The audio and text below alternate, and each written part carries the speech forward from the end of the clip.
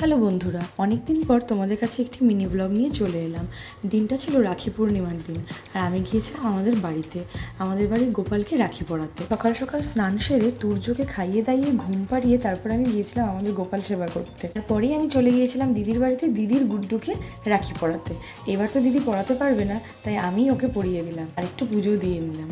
আর এই রাখিটা আমি আমার ভাইয়ের জন্য কিনেছিলাম। তারপর সবার রাখি মিষ্টি একসাথে সাজিয়ে ভাইকে রাখিটা পরিয়ে দিয়েছি। আমাদের সবার হাতের ওই ভাইটা যেন খুব ভালো থাকে, সুস্থ থাকে, এই কামনাই করেছিলাম।